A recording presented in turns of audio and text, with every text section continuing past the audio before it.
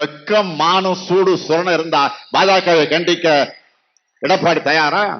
2021 தேர்தல் அப்போ முதலமைச்சர் ஆகிற யோகம் ஸ்டாலினுக்கு இல்லைன்னு சொல்லிட்டு திரிட்டாங்க. சொன்னாங்கல்ல, கட்டம் சரியில்லை சொன்னாங்கல்ல. யோகத்தினமே சும்மா இருப்பவன் அந்த ஸ்டாலின், அதிர்ஷ்டம் இல்லைன்னு அழுத்துக் கொள்பவனா இந்த ஸ்டாலின். நான் யோகத்தை நம்புறவன் அல்ல, என்னுடைய உழைப்பை நம்புறவன். திமுகவில் யாரும் தொடர்ந்து 2 முறை யாரும் முதலமைச்சர் ஆனது இல்லையா? போன முறை நீங்க சொன்னதை உடைச்சு நான் முதலமைச்சர் ஆனேன். 2வது முறை இல்லைன்னு சொல்றாங்கல்ல, அதையும் உடைக்கிறேன் பாருங்க.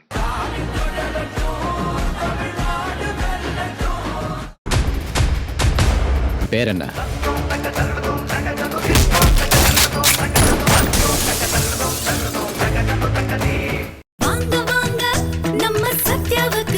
உங்கள் சத்யாவின் தமிழ் புத்தாண்டு சூப்பர் ஆஃபர். டயா பூஸ்டர் சுகரை கண்ட்ரோல் பண்ணும், உங்க ஆரோக்கியத்தை மீட்டு தரும். சர்க்கரையை கட்டுப்படுத்துறதுக்கான எளிமையான வழிமுறை, இயற்கையான வழிமுறை. அனைத்து மருந்து கடைகளிலும் கிடைக்கும். அன்புள்ள மதச்சார்பற்ற முற்போக்கு கூட்டணி கட்சிகளின் வேட்பாளர்களை ஆதரித்து தஞ்சையிலே நடைபெறக்கூடிய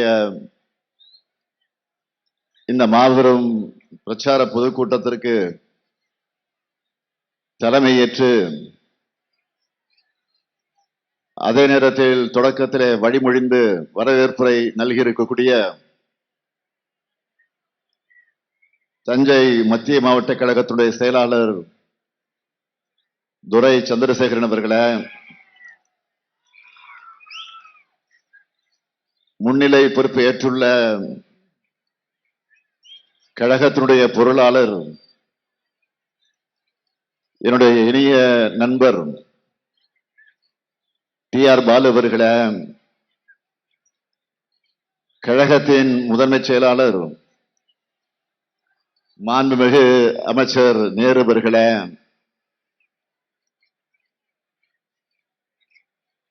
மாவட்ட கழகத்தினுடைய செயலாளர்கள் சாக்கோட்டை அன்பழகன் அவர்களே, பழனிவேல் அவர்களே, மாண்புமிகு அமைச்சர் அருமை நண்பர் கோவி செடியன் அவர்களே, நாடாளுமன்ற உறுப்பினர்கள் கல்யாண சுந்தரம் அவர்களே, முரசுலை அவர்களே, வழக்கறிஞர் சுதா அவர்களே, சட்டமன்ற உறுப்பினர் அருமை சகோதரர் நீலமேகம் அவர்களே, தோழமை கட்சிகளை சார்ந்திருக்கக்கூடிய தலைவர்களே, மாவட்ட செயலாளர்களே, பொறுப்பாளர்களே, செயல் வீரர்களே, ஒருங்கிணைந்த தஞ்சை மாவட்ட கழகத்தினுடைய நிர்வாகிகளே, தலைமை கழகத்தினுடைய நிர்வாகிகளே, தஞ்சை மாவட்டத்தை சார்ந்த ஒருங்கிணைந்த மாவட்டத்தை சார்ந்த மாநகரம், ஒன்றியம், நகரம், பேரூர், கிளை உள்ளிட்ட பல்வேறு அணிகளை சார்ந்திருக்கக்கூடிய அமைப்பாளர்களே,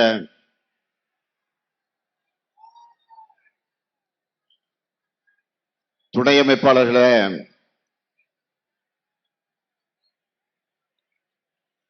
தஞ்சை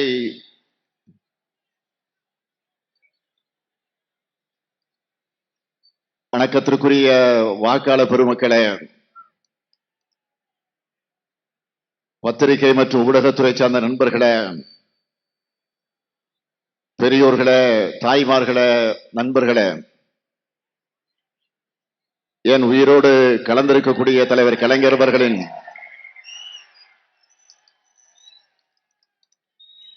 உயிரோடு கலந்திருக்கக்கூடிய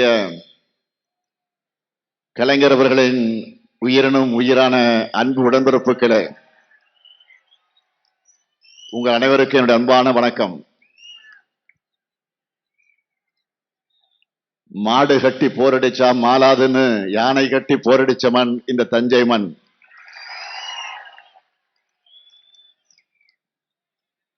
காவிரி தாயின் மண்ணுக்கு கலைஞரின் மகன் வந்திருக்கிறேன். மே 4 திராவிட மாடல் 2.0 வெற்றிய அறுவடை பண்ண தஞ்சாவூர் தயாரா? இன்னும் சத்தமா? இன்னும். நன்றி. அதற்கான களத்தை தயார் செய்யத்தான் தமிழ்நாட்டினுடைய நெற்களஞ்சியத்திற்கு நான் வந்திருக்கிறேன். தஞ்சாவூர் வந்ததுமே என்னுடைய நினைவுக்கு வந்தது டெல்டா மண்ணின் மைந்தர் மரியாதைக்குரிய அண்ணன் கோசிமணி அவர்கள்.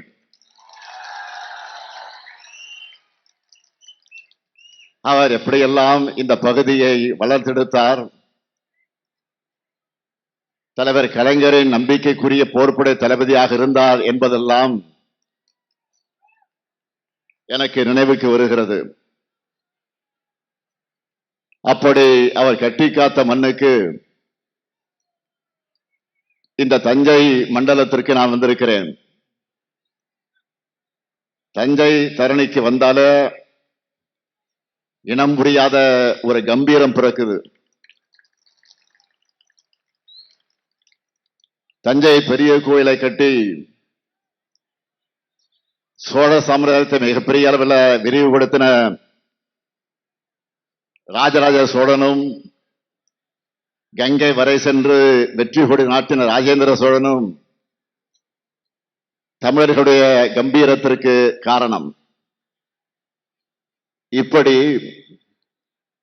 சிறப்புகளுக்கு பஞ்சமில்லாத மாவட்டத்திற்கு நம் ஆட்சி, இந்த சிறப்பான நம்முடைய ஆட்சி தொடர ஆதரவை கேட்டு வந்திருக்கிறேன். தஞ்சைக்கு நான் வர்றது புதுசா? பல்வேறு நிகழ்ச்சிகளுக்கு, விழாக்களுக்கு வந்ததுண்டு. அரசு நலத்திட்ட விழாக்கள், கல்லணையிலிருந்து பாசனத்திற்கு நீர் திறந்து விடுகிற நிகழ்வு, பீமனோடை தூர்வாரும் பணிகள் ஆய்வு, ஆலக்குடியில தூர்வாரும் பணிகள் ஆய்வு, திராவிடர் கழகம் நடத்திய கலைஞர் நூற்றாண்டு விழா, இங்க இருக்கக்கூடிய மேடையில் இருக்கக்கூடிய சகோதரர் துரை சந்திரசேகரன் இல்லத்தினுடைய திருமண விழா, நாடாளுமன்ற தேர்தல் பரப்புரை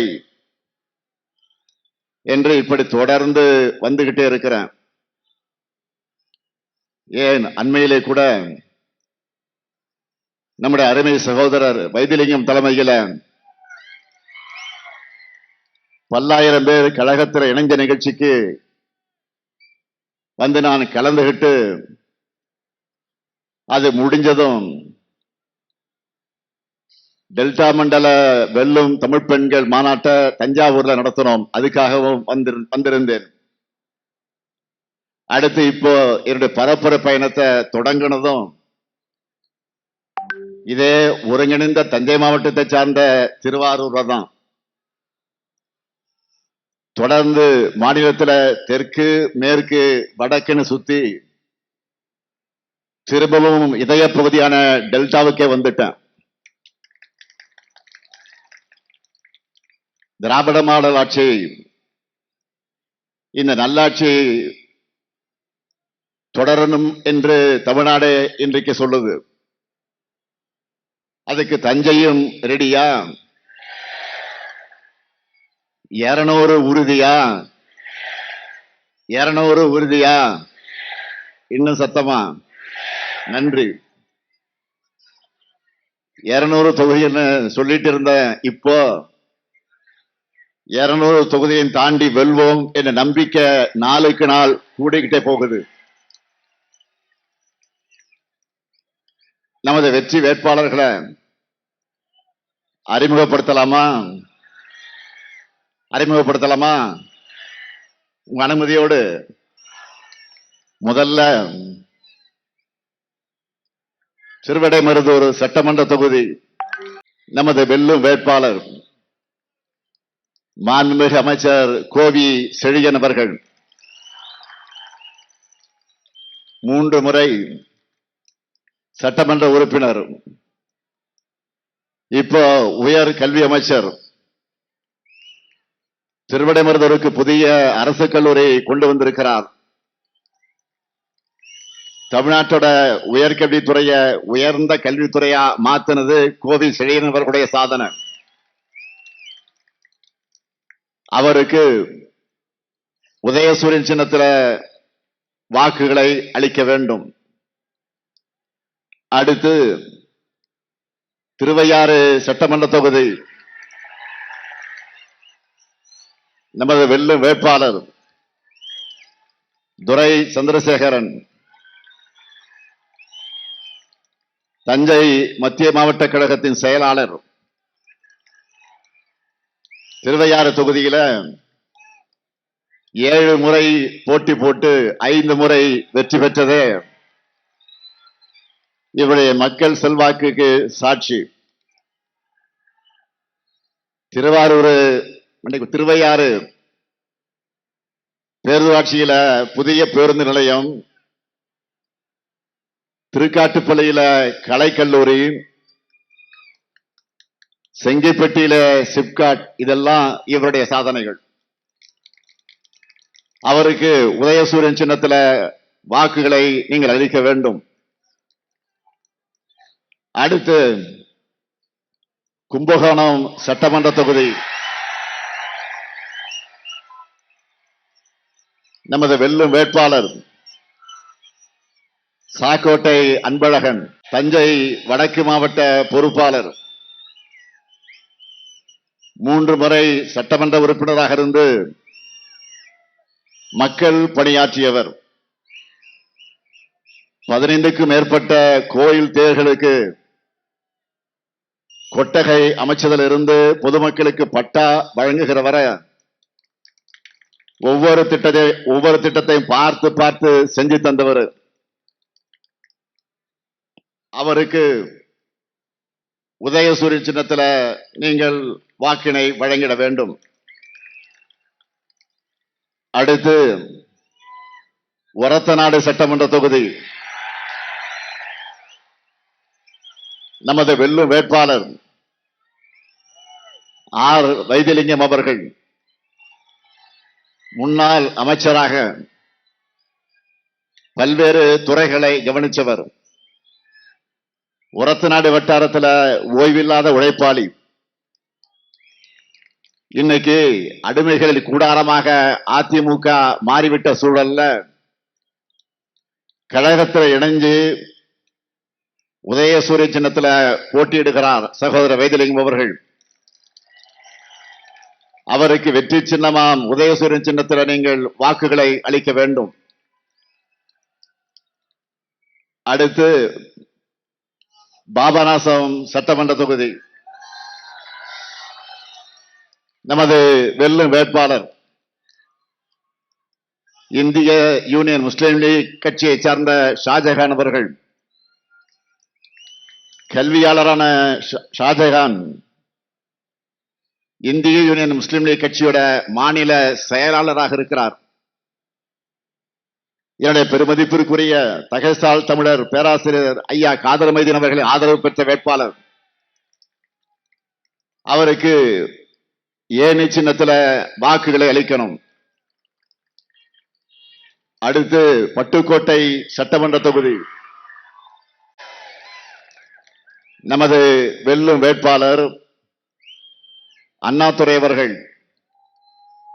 இளைஞர் அணியிலே தொடங்கி கழகப்பணி ஆற்றி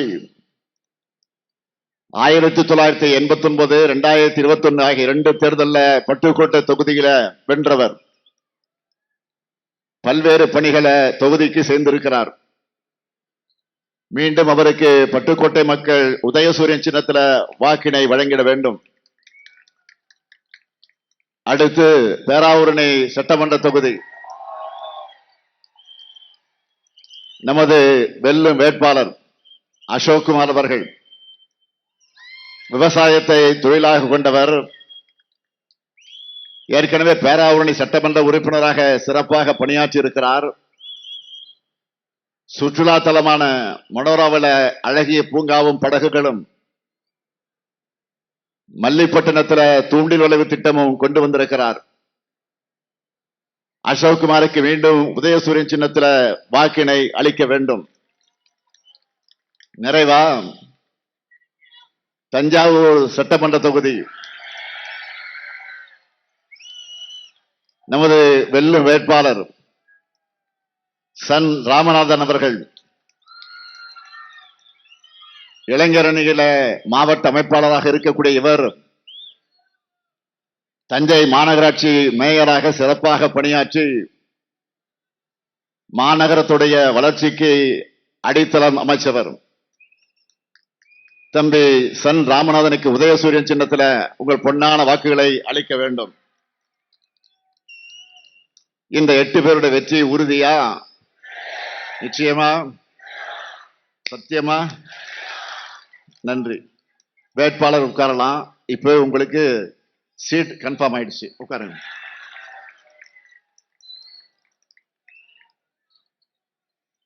வேளாண்மையில் சிறந்த தஞ்சை மாவட்டம் எல்லா துறையிலும் சிறக்க வேண்டும் என்று கடந்த 5 ஆண்டுகள்ல நிறைய பணிகளை செஞ்சு கொடுத்திருக்கிறோம். முக்கியமான சிலவற்றை மட்டும் ஹைலைட்டா சொல்லணும்னா, டெல்டா பகுதியினுடைய முதல் டைடல் பூங்காவா தஞ்சாவூர் பிள்ளையார்பட்டியில நான் திறந்து வச்ச நியூ டைடல் பார்க் திறந்து வச்சு 2 வாரத்துல அது ஃபுல் ஆயிடுச்சு.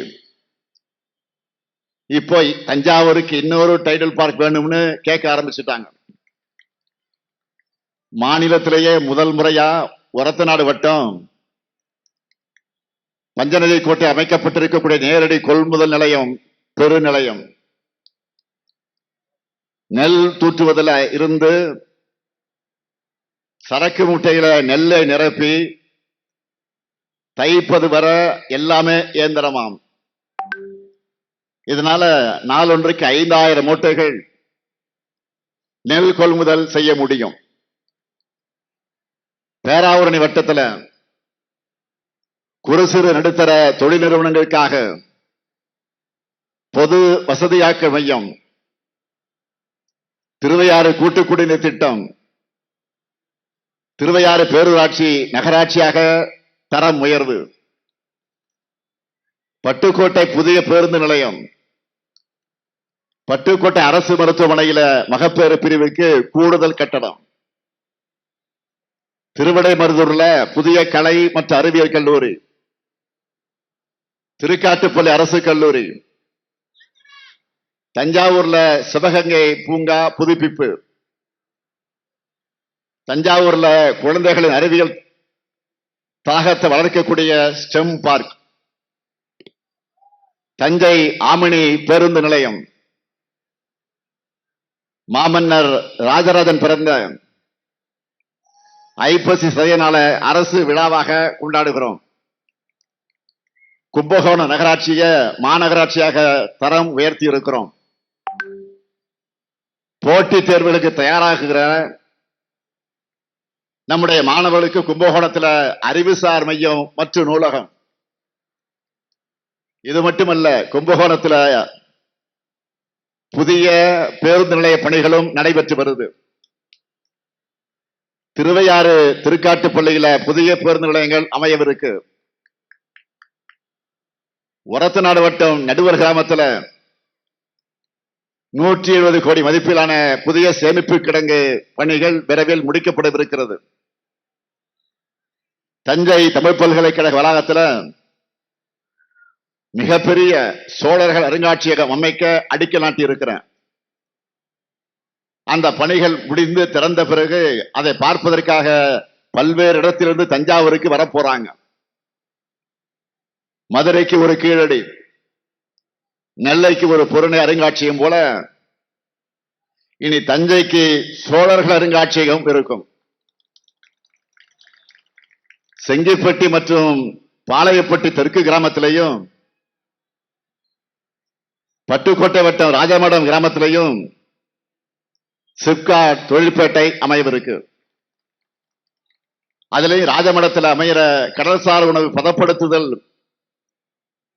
மற்றும் ஏற்றுமதி பூங்காவில் 2000 பேருக்கு வேலை கிடைக்கும். எல்லாவற்றுக்கும் மேல ஆளுநராக இருந்த ரவி அவர்கள் வரவே கூடாது என்று நினைத்து தடுத்த கும்பகோணம் கலைஞர் பல்கலைக்கழகத்தையும் திராவிட மாடல் 2.0 அமைச்சு அதை திறந்தே தீருவோம். நானே நேரில் வந்து திறந்து வைப்பேன், இது உறுதி. நீங்க 100% வெற்றியை மட்டும் கொடுங்க. தஞ்சை மாவட்ட வளர்ச்சியை இனி யாராலும் தடுக்க முடியாது. இப்படி தொகுதி வாரியா துறை வாரியா இத்தனை பணிகளை செய்கிற காரணத்தால தான் கம்பீரமா திமிரா ஒரு ஆணவத்தோட உங்க முன்னாடி வந்து நின்று வாக்கு கேட்க வந்திருக்கேன். நம்முடைய சாதனையை சொல்ற இந்த நேரத்துல இன்னொரு அதிர்ச்சியான செய்தியை உங்ககிட்ட சொல்லியாக வேண்டியிருக்கு. சீர்காழி, கடலூர், திருவண்ணாமலை, விழுப்புரம் ஆகிய ஊர்களை பிரச்சாரத்தை முடிச்சிட்டு நான் சென்னைக்கு போனேன். போனதும் அதிகாரிகள் ஒரு கடிதத்தை என்கிட்ட காமிச்சாங்க. என்ன தெரியுமா அது? பழனிசாமியுடைய ஓனரா இருக்கிறாங்க பாருங்க, ஒன்றிய பாஜக அரசு. பழனிசாமியுடைய ஓனர் அவங்கதான், ஒன்றிய பாஜக அரசு. தமிழ்நாடு அரசுக்கு அனுப்பி இருக்கக்கூடிய கடிதம் அது. தமிழ்நாடு அரசுக்கு ஒன்றிய அரசு ஒரு கடிதம் அனுப்பி இருக்கு. இப்படி கூட ஒருத்தரால யோசிக்க முடியுமா என்பது போல அந்த கடிதம் அமைஞ்சிருக்கு. அதுல என்ன சொல்லியிருக்காங்கன்னா, நல்லா கவனிங்க. அதுல என்ன சொல்லியிருக்காங்கன்னா, தமிழ்நாடு அரசு வழங்கக்கூடிய ஊக்கத்தொகையால நெல் உற்பத்தி நிறைய பெருகி வருதாம். அப்படி பெருகிற காரணத்தினால பல்வேறு பிரச்சனைகள் உருவாகுறோம். அதனால தமிழ்நாடு அரசு நெல்லுக்கு வழங்கிட்டு இருக்கக்கூடிய ஊக்கத்தொகையை மறுபரிசீலனை செய்யணுமா? இந்த கொடுமை பாருங்க. மொத்தத்துல நெல்லுக்கு ஊக்கத்தொகை வழங்கக்கூடாது என அறிவுறுத்தி ஒன்றிய அரசு நமக்கு கடிதம் அனுப்பியிருக்காங்க. அதுவும் தமிழ்நாட்டை சார்ந்தவர் என மூச்சுக்கு மூச்சு சொல்லிக்கிற அம்மையார் நிர்மலா சீதாராமன் அவர்களுடைய நிதி அமைச்சகம் இந்த கடிதத்தை அனுப்பியிருக்கு. உண்மையிலே தமிழர் என்ற உணர்வு இருந்தா இதுக்காவது பழனிசாமி அவர்கள் வாய் திறந்து அவங்க ஓனரான பாஜகவை கண்டிப்பாரா? வெக்கம், மானம், சூடு, சுரணம் இருந்தா பாஜகவை கண்டிக்க எடப்பாடி தயாரா? இல்ல அசிங்கமா வழக்கம் போல அவதூறு பேச மட்டும்தான் அவர் வாய் திறப்பாரா? விவசாயிகளுக்கு எவ்வளவு பெரிய துரோகம் இது! இன்னொரு முக்கியமான விஷயத்தை உங்கள்கிட்ட நான் நினைவுபடுத்துறேன். 4 ஆண்டு காலம் முதலமைச்சராக இருந்த போலி விவசாயி பழனிசாமி ஆட்சியில தமிழ்நாட்டுக்கு உணவளிக்கக்கூடிய வேளாண் பெருமக்களுக்கு மாநில அரசு வழங்குகிற நெல்லுக்கான ஊக்கத்தொகைய ₹1 கூட அவர் உயர்த்தி தரல. பச்சை துண்டை போட்டுக்கிட்டு பழனிசாமி விவசாயிகளுக்கு பண்ணதெல்லாம் பச்சை துரோகம் தான் பண்ணார். இதுவே நம்ம திராவிட மாடல் ஆட்சியில இந்த ஊக்கத்தொகைய சன்னரக நெல்லுக்கு குவிண்டால் ஒன்றுக்கு ₹70 156 ஆகும். பொது ரக நெல்லுக்கு குவிண்டால் ஒன்றுக்கு ₹50 131 உயர்த்தி வழங்கி இருக்கிறோம். அதனாலதான் நெல்லுக்கு குவிண்டால் ஒன்றுக்கு ₹2500 வழங்குவோம்னு 2021ஆம் ஆண்டு திமுக தேர்தலுக்கு சொன்னதை செஞ்சு காட்டியிருக்கிறோம். செஞ்சோமா இல்லையா? கடந்த 5 ஆண்டுகள ஊக்கத்தொகை மட்டும் ₹2500 கோடி அதிகமான நிதி விவசாயிகளுக்கு வழங்கப்பட்டு இதனால 30 லட்சம் விவசாயிகள் பயனடைந்திருக்காங்க. நான் மீண்டும் இந்த தஞ்சை மண்ணில நின்று உறுதியா சொல்றேன், நெல் குவிண்டால் ஒன்றுக்கு 2500 ரூபாய் என 2021ஆம் ஆண்டு தேர்தல் அறிக்கை சொன்னபடியே செஞ்சோம். அதே போல இப்போ 2026 தேர்தல் அறிக்கை சொல்லியிருப்பது போலவே அடுத்து அமையவிருக்கக்கூடிய திராவிட மாடல் 2.0 ஆட்சியில குவிண்டால் ஒன்றுக்கு 3500 ரூபாய் வழங்க போகிறோம் என்று உறுதி செய்கிறேன், உறுதியா சொல்றேன். ஒன்றிய பாஜக அரசும் அடிமை பழனிசாமியின் அதிமுகவும் சேர்ந்து இதை தடுக்க என்ன முயற்சி பண்ணாலும், எவ்வளவுதான் தடுக்க திட்டமிட்டாலும் அதையெல்லாம் இந்த முத்துவேல் கருணாநிதி ஸ்டாலின் முறியடிப்பான். உலகத்துக்கே உணவளிக்கிற விவசாயிகளுக்கு உரிய விலையை நான் நிச்சயம் உறுதி செய்வேன். முடிஞ்சா தடுத்து பாருங்க. இந்த டெல்டா மண்டல விவசாயிகளுக்காக இன்னும் என்னென்ன சாதனைகளை பண்ணியிருக்கோம்னு நான் சுருக்கமா சொல்றேன். தமிழ்நாட்டு வரலாற்றிலேயே முதல் முறையா வேளாண்மைக்காக தனி நிதிநிலை அறிக்கை தாக்கல் செஞ்சிருக்கிறோம். கடந்த 5 வருஷமா முக்கியமா குறித்த நாள்ல டெல்டா பாசனத்துக்காக மேட்டூர் அணைய திறந்து வச்சிருக்கிறேன். 5 வருஷமா தொடர்ந்து நம்ம ஆட்சியில கடந்த 5 வருஷமா மண்ணும் மக்களும் மகிழ்ச்சியா இருக்காங்க. காவிரி டெல்டா பகுதிகளில் 24,833 கிலோமீட்டர் இடத்திற்கு தூர்வாரக்கூடிய பணிகள் 459 கோடி ரூபாயில சிறந்த முறைகளை மேற்கொண்டு கடைமடை விவசாயிகள் போற்றக்கூடிய நிர்வாகத்தை வழங்கி இருக்கிறார். 2021, 2022 முதல் கடந்த ஆண்டு வரை குறுவை சிறப்பு தொகுப்பு திட்டம் வழங்கி இருக்கிறான். ஆனா பழனிசாமி ஆட்சியில விவசாயிகளுக்கு செய்யப்பட்டதெல்லாம் வெறும் வேதனைகள் தான். விவசாயிகளுக்கு அவர் செஞ்ச துரோகங்கள் 1, 2 அதையெல்லாம் ஒரு நாள் போதுமா சொல்வதற்கு? போதாது. காவேரி காப்பாளன்னு தனக்குத்தானே பட்ட பேர் வச்சுக்கிட்டாரு. அவர் உண்மையான விவசாயியாக இருந்தா இந்தியா முழுக்க உழவர் பெருமக்களை எதிர்த்து போராடின 3 வேளாண் சட்டங்களை ஆதரிச்சிருப்பாரா? போராட்டம் பண்ண விவசாயிகள் என்ன சொன்னார்? புரோக்கர் வாய்க்குசாம சொன்ன புழுகு முட்டை தான் இந்த பழனிசாமி. அதிமுக ஆட்சியில இந்த டெல்டா மாவட்டங்கள்ல இயற்கை சீற்றம் நடந்தப்போ இங்குள்ள மக்களை காப்பாற்றினாரா பழனிசாமி? இந்த டெல்டா மாவட்டத்தை சார்ந்த அன்றைய அமைச்சர் OS மணியன் வந்தப்போ மக்களை விரட்டி அடிச்சாங்க. சுவர் மேல ஏறி குதிச்சு அவர் தப்பிச்சு ஓடின நிலையெல்லாம் ஏற்பட்டுச்சு. நீங்களாம் பார்த்திருப்பீங்க அந்த வீடியோல. அதெல்லாம் நினைவில்லையா? விவசாயிகளுக்கு PM கிசான் திட்டத்துல 110 கோடி ரூபாய் ஊழல் நடந்ததும் அதிமுக ஆட்சியில தான். விவசாயிகளுக்கு சேர வேண்டிய நிதியை யாருக்கோ கொடுத்தார் பழனிசாமி. இதுதான் போலி விவசாயான பழனிசாமி ஆட்சி செஞ்ச லட்சணம். இப்படிப்பட்டவர் யாருகிட்ட சேர்ந்திருக்கிறார்? பிரதமர் மோடி தலைமையிலான NDA கூட்டணியில. எப்படிப்பட்ட மோடி அவரு? வணிக சிலிண்டர்களின் விலையை ஏற்றி வியாபாரிகளின் தலையில இடியை இறக்கி இருக்கக்கூடிய மோடி அவர்கள். நாடு முழுக்க வணிக சிலிண்டர்கள் விலை 203 ரூபாய் அதிகரிக்கப்பட்டிருக்கு. இதனால வணிகர்கள் மட்டுமல்ல எல்லாருமே பாதிக்கப்பட்டிருக்கிறாங்க. ஹோட்டல்ல உணவுப் பொருட்களுடைய விலை கடுமையா எகிரிடுச்சு. 12 ரூபாய் டீ இப்ப 15 ரூபாய் வந்துடுச்சு. 15 ரூபாய் காஃபி இப்போ 20 ரூபாய் வந்துடுச்சு. உண்மையா இல்லையா? ஏற்கனவே சிலிண்டர் தட்டுப்பாட்டால பல உணவகங்களை மூடிட்டாங்க.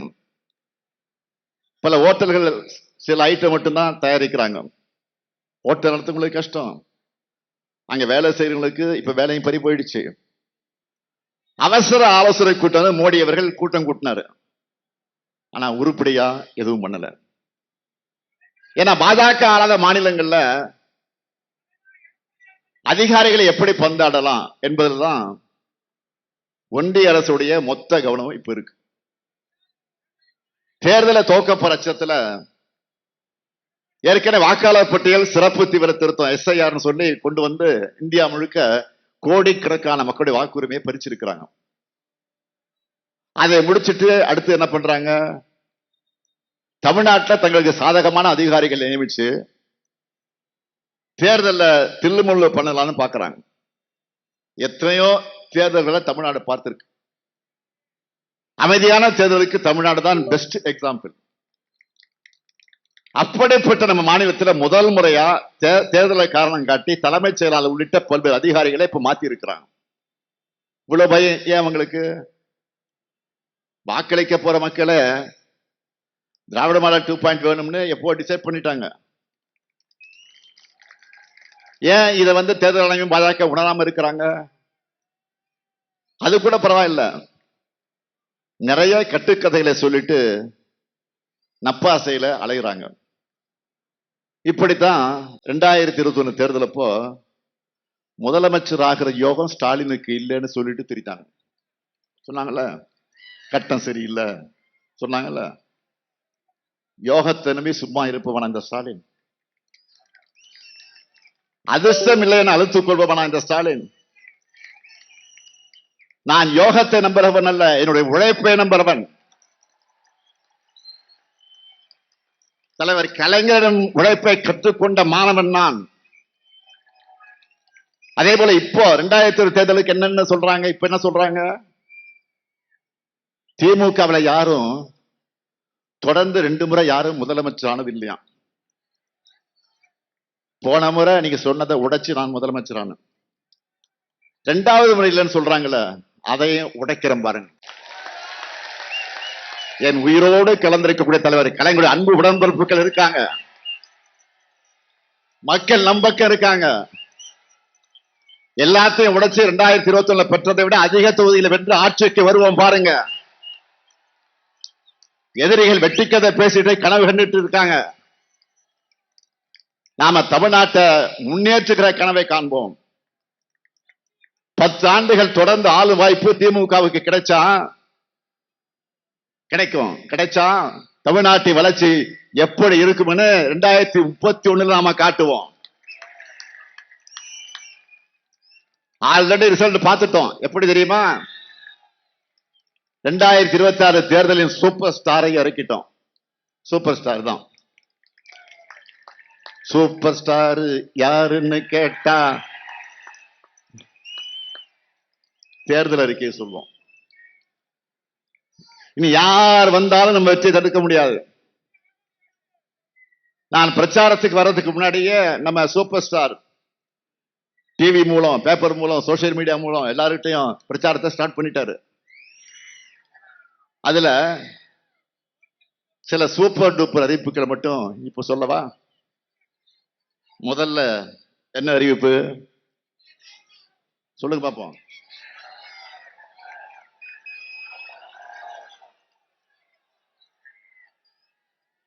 இல்லத்தரசி திட்டம். இல்லத்தரசி திட்டத்தில் எவ்வளவு ரூபாய்க்கு கூப்பன் தர போறோம்?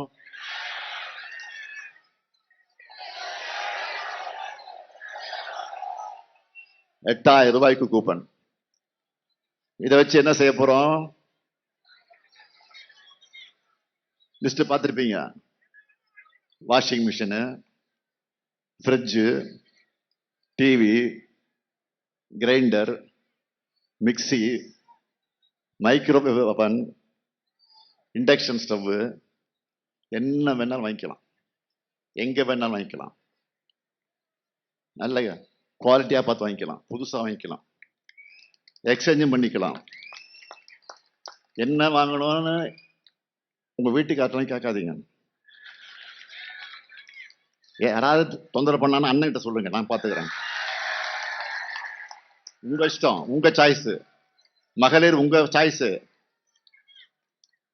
இது முழுக்க முழுக்க உங்களுக்காக நான் கொண்டு வந்திருக்கக்கூடிய திட்டம். பெண்கள் தான் டிசைட் பண்ணணும்.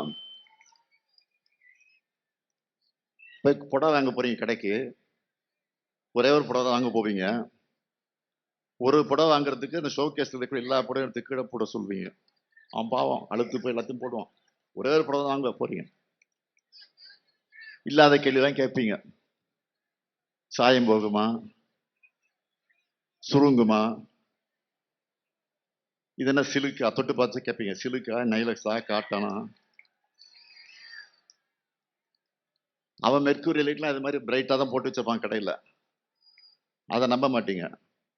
அந்த புடவை எடுத்துக்கிட்டு வெளியில போய் வெயில், சூரியன், அதை போய் காமிச்சு அந்த சூரிய வெளிச்சத்துல காமிச்சாதான் உங்களுக்கு திருப்தி ஆகும். சூரியன் பாருங்க, எங்க சூரியன் தான் வந்து பாருங்க. என்னை பொறுத்த வரைக்கும் நம்ம குடும்ப தலைவர்களுடைய வீட்டு வேலையை, அந்த சுமையை குறைக்கணும். அதுக்காக தான் திட்டமே. எப்படி தலைவர் கலைஞர் அவர்கள் சொன்னபடியே கலர் டிவியும் கேஸ் அடுப்பும் கொடுத்தாரோ, அவருடைய மகனான நானும் சொன்னபடியே இல்லத்தரசி திட்டத்தை நிறைவேற்றுவேன். அடுத்த வாக்குறுதி உரிமை தொகை. இப்ப மாசம் 1000 ரூபாய். திராவிட மாடல் 2.0 ஆட்சியில் எவ்வளவு? இனிமே அப்படி டபுள் மடங்கு, மாதம் 2000. இப்ப பெண்கள் எல்லாம் கணக்கு போட ஆரம்பிச்சிட்டாங்க. என்ன கணக்கு? பொங்கலுக்கு முன்னாடி சொல்லிட்டு 3000 கொடுத்தாங்க. பொங்கலுக்கு முன்னாடி பிப்ரவரியில சொல்லாமலே 5000. ஆக மொத்தம் 8000. அடுத்து இல்லத்தரசி கூப்பன்ல 8000. 8 + 8 உதயசூரியனுக்கு தான் இங்க ஓட்டு. பெண்கள் எல்லாரும் முடிவு பண்ணிட்டாங்க. மகளிர் மட்டும் இல்ல, மாணவர்களுக்கும் ஸ்பெஷல் அறிவிப்பு இருக்கு.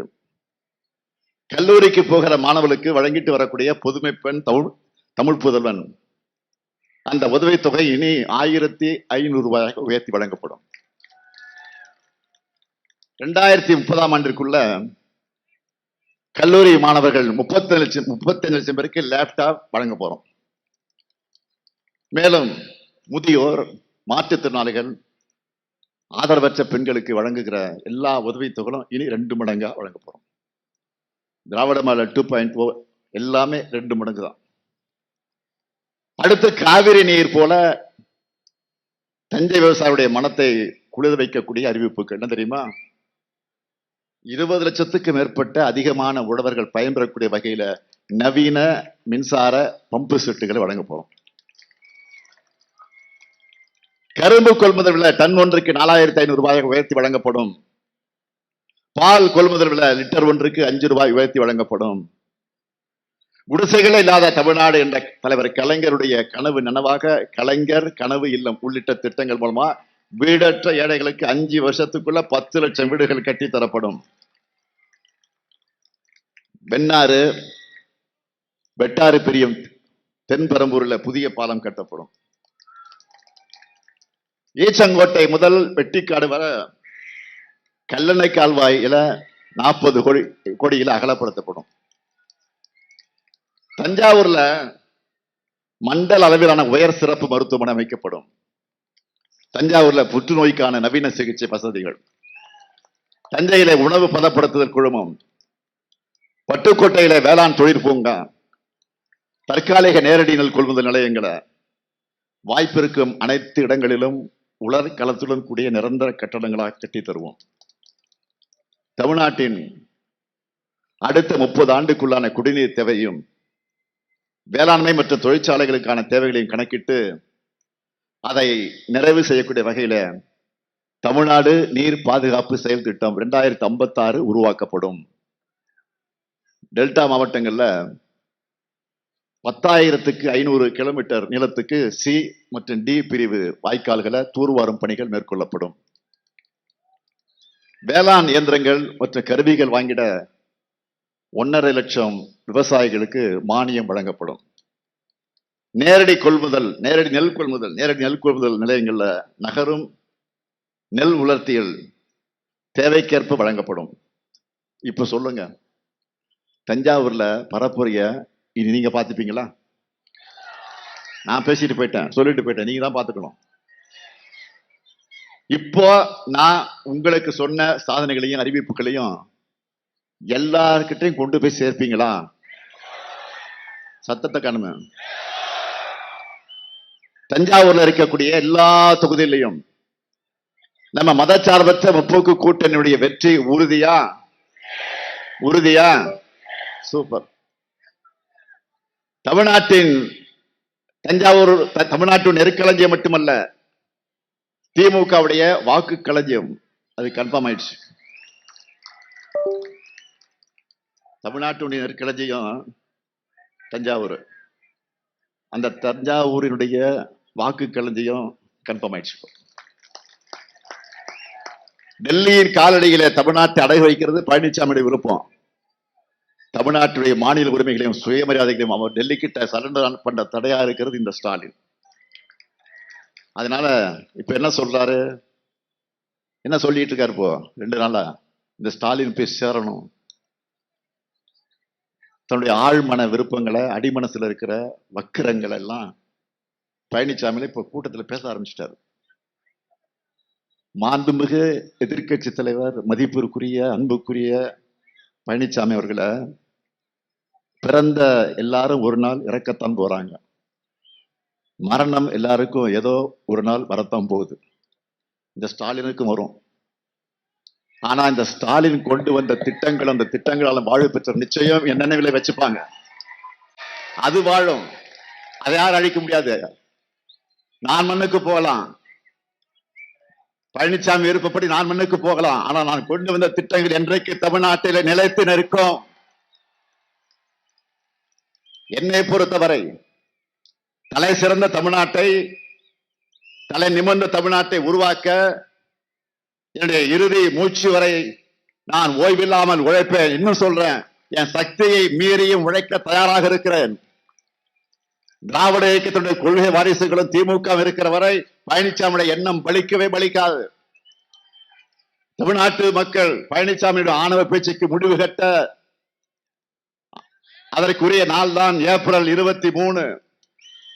அதுக்கு திருவிடைமருதூர் தொகுதியில கோவி செழியனுக்கும், திருவையாறு தொகுதியில துரை சந்திரசேகரனுக்கும், கும்பகோணம் தொகுதியில சாக்கோட்டை அன்பழகனுக்கும், வரத்தநாடு தொகுதியில ஆர் வைத்திலிங்கம் அவர்களுக்கும், பட்டுக்கோட்டை தொகுதியில் அண்ணாதுரை அவர்களுக்கும், பேராவூரணி தொகுதியில அசோக்குமார் அவர்களுக்கும், தஞ்சாவூர் தொகுதியில சன் ராமநாதன் அவர்களுக்கும் உதயசூரிய சின்னத்திலும் வாக்குகளை வழங்கி பெருவாரியான வாக்குகளை வெற்றி பெற வைக்கணும்.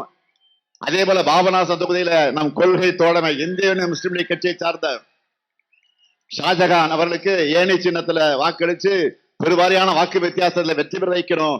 ஒரு விஷயத்தை நீங்க நல்லா புரிஞ்சுக்குங்க, மற்றவங்களுக்கு எடுத்து சொல்லுங்க. நாம போராடுறது ஒரு கட்சியுடைய வெற்றிக்காக அல்ல. நல்லா கவனிங்க, ஒரு கட்சியுடைய வெற்றிக்காக அல்ல, ஒரு கூட்டணி வெற்றிக்காகவோ இல்ல, ஒட்டுமொத்த தமிழ்நாட்டின் வெற்றிக்காக. உங்க பேராதரவோடு அமைய இருக்கக்கூடிய திராவிட மாடல் 2.0 அரசுல எங்க சாதனைகளை நாங்களே முறியடிப்போம். அதற்கு ஆதரிப்பீர். மதச்சார்பற்ற முற்போக்கு கூட்டணி வேட்பாளரை வெல்வோம் ஒன்றாக.